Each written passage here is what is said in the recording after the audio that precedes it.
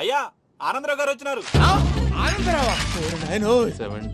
ఏంటయ్యా అవతల కొంపలు మునిగిపోతుంటే నువ్వు ఎక్సర్సైజ్ చేస్తున్నావు. ఏమైందండి? ఏమైందంటే వాడు వచ్చేసాడు. ఎవడండి? అదే మీ ఆనందరావు అంకులు. అయితే ఇప్పుడు ఏం చేద్దామండి? ఏం చేస్తా ఉంటావేటయ్యా, గోడ దూకి పైపోవడం. పారిపోతే మరి పూజ సంగతి? పూజ తీసుకుని వెనకాల వచ్చేసాను. ప్రణీత్ బాబు పెద్ద మిమ్మల్ని రమ్మన్నారండి. మిమ్మల్ని రమ్మంటున్నారంట, వెళ్ళండి. మిమ్మల్ని కూడా రమ్మన్నారండి. మిమ్మల్ని కూడా రమ్మన్నారంట. మాకు వినపడింది లేండి. అయితే పదండి. పదండి. బాబు ప్రణీత్, ఈయన తెలుసండి, మా తాడిపత్రి ఆనందరావు అంకుల్. నమస్తే అంకుల్. నమస్తే. ఇతను తాడిపత్రి ఆనందరావు కాదు, సర్వేయర్ ఆనందరావు. ఇండస్ట్రీ ల్యాండ్ పనులు అప్పచెప్దామని పిలిపించాను. పరిచయం చేసేలోపు ఏదో కంగారు ఎందుకు? అంటే ఈయన కూడా మా ఆనందరావు అంకుల్ ఎత్తుగా దిట్టంగా ఉంటేను. ఎత్తుగా దిట్టంగా ఉండడం ఏంది, వాడు సన్నగా రివటలా ఉంటాడు. బై మిస్టేక్ కూడా కరెక్ట్ గా చెప్పవా?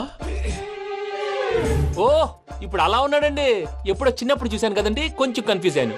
ఇప్పుడు ఒక్కసారి చూస్తే ఇంకెప్పుడు కన్ఫ్యూజ్ అవ్వను. దానికేం భాగ్యం, ఇప్పుడే ఫోన్ చేసి మాట్లాడు. కన్ఫ్యూజన్స్ అన్ని క్లియర్ అయిపోతాయి. నోరు తిన్నగా ఉండదా?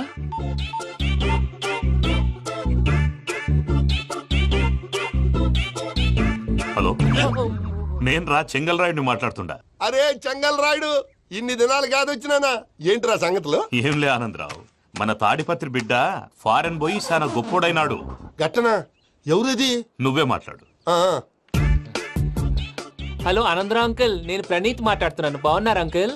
మంచిగున్నా గాని ప్రణీత్ అంటే ఎవరి పిల్లగాని నువ్వు? అలాంటి విషయాలు ఫోన్ లో చెప్పకూడదు అంకుల్. ఎందుకు చెప్పకూడదు? ఇన్కమ్ ట్యాక్స్ వాళ్ళు ట్రాప్ చేస్తారు. ఆ? ఎన్ని కోట్లు సంపాదించాలని అడుగుతున్నాడండి. ఎలా చెప్పనండి? నేను చెప్పను. ఓహో, ఇక్కడికి ఎందుకు వచ్చానంటారా? అలా అడిగారు, బాగుంది, చెప్తాను.